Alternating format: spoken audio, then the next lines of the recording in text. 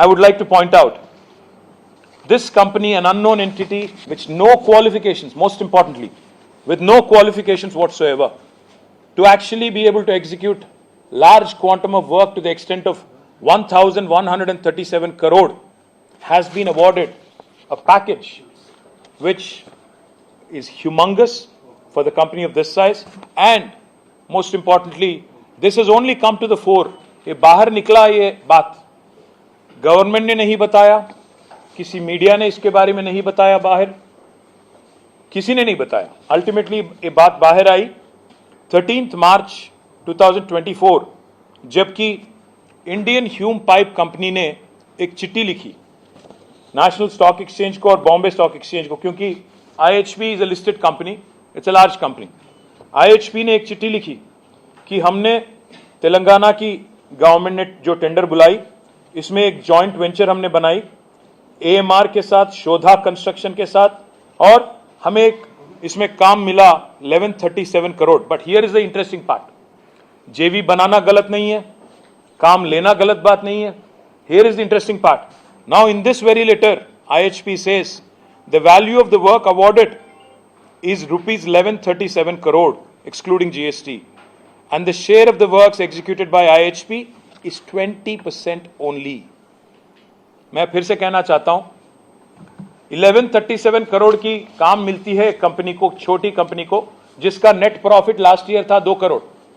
उसको एग्जीक्यूट करने का मौका दिया जाता है, जॉइंट वेंचर बनाया जाता है. सब चीफ मिनिस्टर का खुद का डिपार्टमेंट है.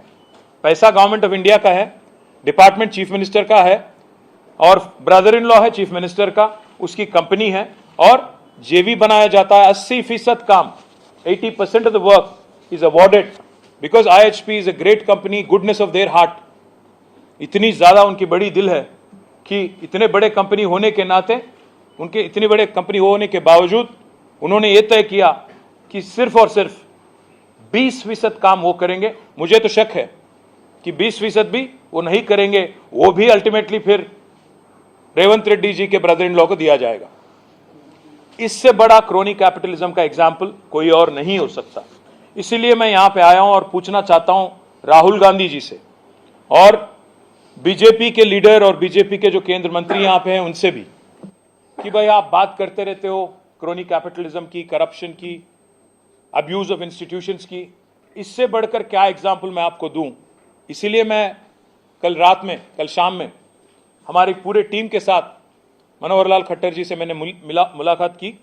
उनसे रिक्वेस्ट भी मैंने की कि आप इमीडिएटली सारे के सारे वर्क्स 8,888 करोड़ जो आपने टेंडर बुलाए, इसको आप बर्खास्त करें, पूरा रद्द करें, कैंसिल करें, और इसमें एक जांच, डिपार्टमेंटल इंक्वायरी हो, चाहे हो आप, you can refer it to CVC, whatever you deem is appropriate, please do it, because office of profit एक खतरनाक इंस्टीट्यूशन है.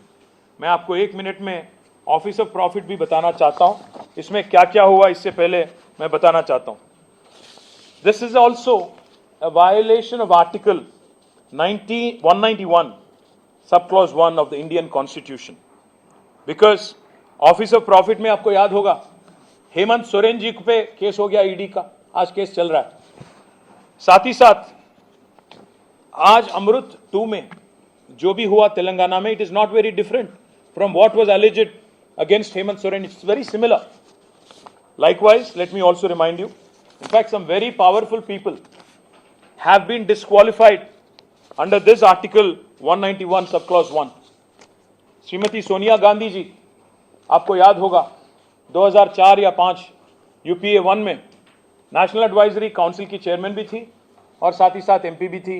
और जब एक केस फाइल हुआ उन पे और पिटिशन आया उन पे कि ऑफिस ऑफ प्रॉफिट के अंदर you can't hold 2 positions, she had to relinquish 1 post.